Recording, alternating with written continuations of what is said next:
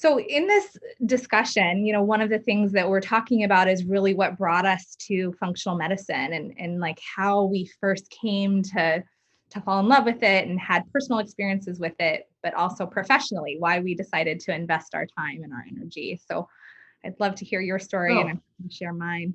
Can I tell you a story? Yeah. It's about 2 minutes. So 40 years ago in medical school, I had my first symptoms right here. And I tough them out, they come and go, they're clearly worse with stress. Then 20 years ago, I developed weakness in my left leg, dragging it up. I hobbled home, see the neurologist who says, this could be bad or really, really bad. So we start the workup. And I think about my 20 years of relentless worsening of my facial pain, the zingers. And so actually, I'm rooting for a fatal diagnosis. Now, fortunately, I 2 weeks later learned that I had multiple sclerosis, see the best people, take the newest drugs. And within 3 years, I'm in a tilt recline wheelchair. I take mitoxantrone, doesn't help. I take Tysabri, doesn't help. I take Cellcept, doesn't help. I start reading the basic science. I've introduced to the work of Lauren Cordain. I adopt the paleo diet. It doesn't really help, but I stay with it because the science seems reasonable. I'm doing supplements. The speed of my decline slows. I'm really grateful. I discover electrical stimulation of muscles, and I convince my physical therapist to add that to my physical therapy. And then I discover the Institute for Functional Medicine. And I take that wonderful course on neuroprotection that Jay Lombard and Catherine Wilner taught. And it was pretty tricky because I was beginning to have some brain fog, but I slogged through that. I had a longer list of supplements.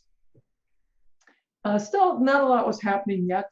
But then I had this really, in retrospect, I'm embarrassed to admit, but I thought I had a big aha. Like, what if I redesign my diet, my paleo diet, based on what I learned from my read of the basic science, ancestral health, and functional medicine, and look for what I was taking in the supplements in the food. So I redesigned my food in a very, very structured way. And the results were really quite stunning. Mm-hmm. My pain went away, my fatigue went away, and my physical therapist said, Terry, you're getting stronger. And then he starts having me lift weights. He advances that, and I start walking. And then I get on my bike, and I bike for the first time in 6 years. And then 6 months after that, I bike 18.5 miles. So clearly, how I understand disease and health is transformed. The way I practice medicine is transformed. And my colleagues have a hard time with that at first. And fortunately for me, the chair of medicine was also remarkably impressed with my transformation. And he calls me to say, okay, what's going on? What happened? And he launches the redirection of my research now into human clinical trials. And he was fully supportive of the way I was changing the way I practice medicine. So I didn't come to it willingly, mm-hmm. But eventually I caught on that conventional medicine was not stopping my slide towards a bedridden life. Mm-hmm. And it was functional medicine, it was ancestral health, it was basic science that let me create the protocol that restored my health. And you said that, functional medicine, in a way, I'm kind of paraphrasing here, but chose you, right? You didn't necessarily choose it, but it kind of chose you in a way. So. Oh, absolutely. Absolutely. And I did not come easily. When I was diagnosed, I'm a associate professor of medicine here at the university. When I was diagnosed, I absolutely believed in science, the best drugs, the best technology. So I sought out the best people, the best drugs, the best technology, and I used that very aggressively. Mm-hmm. But it wasn't enough. Mm-hmm. Well, I think that something that you probably say to your patients a lot, and I certainly do, is it's not an or, it's an and, right? Correct. And I try to make it very clear that my people that I see with autoimmune issues, and make a clinical decision based on the severity of their symptoms and the urgency of their current symptoms. Can I take 3 months to really tune up diet and lifestyle? Or is there a circumstance so severe that we have to do disease modifying therapy immediately, plus diet and lifestyle? So everybody gets diet and lifestyle, but you make a clinical decision about the urgency of starting disease modifying drugs now, or waiting up to 3 months to see what kind of response I get from diet and lifestyle alone. And I also listen deeply to my patient preferences. Some people they know very clearly they want to do drugs right away, and that's fine. Others know very clearly they do not want to do drugs. And occasionally I'm the one saying, no, given the severity of your symptoms, I really think you should be using drugs plus diet and lifestyle, with the goal of transitioning to less potent drugs in the future when we get better control of your disease. You know, it's interesting because, you know, and you are definitely, you know, someone who I look up to. And one of my philosophies has really been to have a DMT on board with MS. And as you probably know, you know, I've done some additional training specifically in MS. And so my approach has always been, let's get a DMT that you feel comfortable with. And of course, all the lifestyle things, of course, all the digestive workup, of course, all the mitochondria. Do you think that that's an appropriate approach? I think we have to listen carefully to our patients.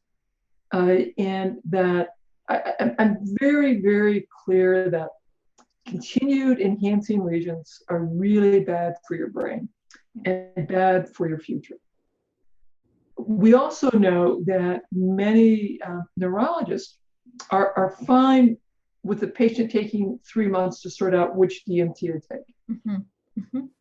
And my chair of neurology here would agree with that, like that it's fine to take 3 months to sort that out. It's like, okay, so you got to start diet and lifestyle immediately. Investigate DMT, sort out your feelings. And if you discover that, you know what, by doing diet and lifestyle, while I'm sorting out my feelings, my fatigue has gone away. Right. My sensory disturbance has gone away. My vision is fine. My weakness in my hands or legs are gone. Then you've already had efficacy. And certainly, I think most neurologists that I'm familiar with would have people take Solumedrol at diagnosis to turn off the acute inflammation, and then evaluate what is the right DMT long-term. Yeah, and now more neurologists are saying everybody should be doing diet and lifestyle. So we're all in agreement there. And we're all, I think, in agreement that you need to think carefully about DMTs. If you have a high burden of lesions in your brain, if you have critical disability that's already occurred with vision loss, motor weakness, there's a very strong case to be made for taking DMTs, plus your diet and lifestyle, then waiting to see, can I get evidence that I've got great control of my disease, no relapses, no enhancing lesions, evidence, the MRI looks very stable. Now we can talk about transitioning to a less potent DMT, and then evaluating, is there a future without a DMT or not? But I want to remind everyone that from my point of view, the most potent DMT is what you eat, your meditation, your sleep, your exercise, and your social network. Absolutely. You might also throw in drugs, or you might not, but everyone should always be on that lifestyle DMT. Well, one of the questions that, came up on the conversation guide here is, about genetic heritability of MS and how that only accounts for a small fraction of disease risk, and really looking at how you mentioned earlier some, viral viral nods, specifically Epstein-Barr virus, and how smoking and of course obesity, and then further on that thought is, you only had a few labs that you were able to run back when you started practicing functional medicine, and vitamin D being, now we know so as definitively as we really can that vitamin D plays a role, at least in disease pathogenesis, right? So just thinking in terms of, how we can help educate those who may not be as aware, whether that be colleagues or even patients who are at risk for MS because they have a genetic component to parent or sibling, et cetera. So I tell folks that there's only maybe just a small handful of genes that have a really strong predilection for MS, if you have that gene. So far, there are about 300 genes that do increase the risk for multiple sclerosis. But the vast majority of times, if you have one of those genes and you address your diet, your lifestyle, your exercise, your vitamin D, reduce your toxin exposure, you can markedly reduce your risk of developing optic neuritis, clinical isolated syndrome, or MS. So I try to be very, very reassuring that it's one of the steps, and having one of the infections that increase our vulnerability further is another step. But even if you have the genetic heritability and you have one of the infections that we know increases the risk, there are still so many factors under your control that can reduce that risk. Mm-hmm. With people who get Epstein-Barr virus, particularly reactivated EBV, and I'd love to hear your thoughts on that, because that's probably even a bigger conversation. But for those who are under chronic stress, we know that that can then preclude them to having a recurrence of EBV and ultimately more aggravation of symptoms. Just thinking in terms of immune support. So I think the last time I looked, there are 16 different microbes that increase the risk for MS.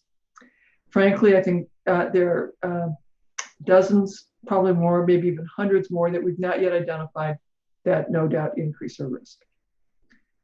Things that decrease our innate immune system or suppress our adaptive immune system are going to make it more likely that we will have an autoimmune process. So now I'm thinking about my vitamin D level, my sleep, and my cortisol levels, toxin load, diet quality. And so addressing all of those environmental factors as thoroughly as I can will be helpful. In my clinics, in my clinical trials, and certainly what I saw at the VA, uncontrolled stress, inadequate sleep were the two most common drivers of why people became overtly symptomatic due to their autoimmune condition. When people get focused on, I can't change my diet for whatever reason, my response in the VA would be, then can we begin a meditative program? Could we get you out in your garden? Could I get you fishing every week? Could we have you take Epsom salts baths every night? So then we work on stress and sleep. Right. Then they may be more prepared and much more successful at addressing the diet. And I would argue that you're talking about parasympathetic tone, right? Absolutely.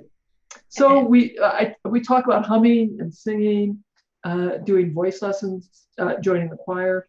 We talk about essential oils, lavender, frankincense. And just ways to kind of stimulate the body's ability to upregulate its tone on that side, since obviously, cortisol being, part of that sympathetic side, people not realizing that we actually can influence a lot of our inhibitory hormones and neurotransmitters to some extent, thus also helping to support the way that the body gets kind of in the rest and digest system, which is so key for autoimmune support as well. We can get very excited about our strategies to support detox with targeted nutraceuticals, with saunas. But what I think we often forget is if I'm in a fight or flight state, my cellular signals are all to take my cellular resources towards that act of fleeing or fighting. And I'm not going to be detoxifying. I'm not going to be making my hormones or my neurotransmitters other than to flee. And so getting into the parasympathetic state is a very important step in the improving detox. Terry, where do you see functional medicine in the future? Where do you think we're going?